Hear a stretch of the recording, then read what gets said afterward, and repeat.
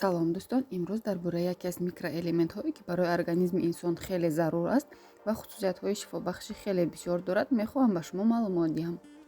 Цинк як микроэлемент мебошад, ки дар организми инсон бисёр роли муҳимро мебозад ва кори бисёр узвҳои мо аз цинк вобастагии калон дорад. Дар навори имрӯза бошад 6 ҳолате, ки организми мо ба истифодаи цинк эҳтиёҷ дорад, дида мебароем. ҳолати якум, цинк барои мушакҳо. Цинк барои мушакҳо хеле фоидаи зиёд дорад. Мушакҳоро барқарор мекунад, дарди онҳоро кам мекунад ва онҳоро хеле бақувват мекунад. ҳолати дуюм, цинк барои барқарор кардани сатҳи инсулин дар организм. Ҳамаи мо медонем, ки диабети қанд, агар онро табобат накунед ва ё доруҳои онро доимӣ истифода набаред, ба бисёр бемориҳои дигар оварда мерасонад. Масалан, ба бемории дил бисёртар оварда мерасонад, ба бемориҳои асаб. барои ҳамин шахсоне, ки барои профилактика цинк истифода мебаранд, организми худро то як андоза муҳофизат мекунанд, ки гирифтори чунин бемориҳо нашаванд. ҳолати дигар, ин барқарор кардани кори рӯдаҳо. цинк рӯдаҳоро аз илтиҳоб, яъне воспаление пешгирӣ мекунад. дар бисёр шахсон вақте ки антибиотик истифода мебаранд, вайроншавии кори рӯдаҳо низ дида мешавад.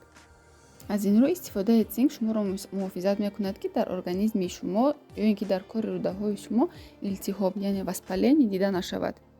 ҳолати дигар, цинк барои баланд бардоштани иммунитет. Дар организми мо ғадуде ҳаст бо номи вилочковая железа. Вилочковая железа то як андоза иммунитети моро баланд мебардорад ва намемонад, ки мо ба касалиҳои гуногун гирифтор шавем. маҳз вилочковая железа цинкро хеле дӯст медорад ва вақте кам шавад дар организм цинк, и ба кори вилочковая железа таъсири худро мерасонад. Цинк барои нигоҳ доштани зебоии пӯсти мо. ҳангоми дар организм цинк кам мешавад, пӯсти бадани инсон хушк мешавад, ҳолаташ безеб мешавад ва оринҷакҳо, яъне маршинкаҳо низ пайдо мешавад. аз ин рӯ истифодаи цинк барои пӯст низ хеле зарур аст. ба ғайр аз беҳтар кардани ҳолати пӯст, инчунин цинк барои беҳтар кардани мӯйҳои сар, барои беҳтар кардани ҳолати нохунҳо хеле фоидаи зиёд дорад. ҳангоми истифодаи цинк мӯйҳои сари инсон камтар мерезад, ҳолати нохунҳо барқарор мешавад ва хобравии инсон низ беҳтар мешавад. ба ниҳоят ҳолати охирон, цинк барои ғадуди простата ва гормонҳои мардонагӣ, яъне тестостерон. гормонҳои мардонагӣ ва ғадуди простата цинкро хеле дӯст медорад. аз ин рӯ ҳангоми истифодаи цинк сатҳи тестостерон дар мардҳо баланд мешавад, кори ғадуди простата беҳтар мешавад ва моеъи мардонагӣ сифаташ нақстар мешавад. кам будани цинк дар организми мардон боиси паст фаромадани тестостерон мешавад. аз ин рӯ цинк ба мардон низ хеле фоидаи зиёд дорад.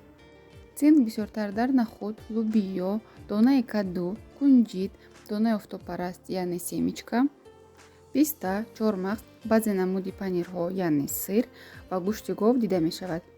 аз доруҳо бошад, танҳо бо маслиҳати духтур шумо метавонед цинкро истифода баред. цинкро курсами истифода мебаранд соли 2 маротиб, масалан баҳор ё тирамоҳ.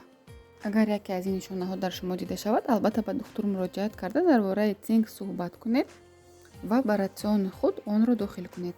умедворам, ки навори имрӯза ба шумо писанд омад. чун ҳар вақта лайк комментарияи худро фаромӯш насозед. фикрҳои худро метавонед дар комментарияҳо баён созед. саломат бошед.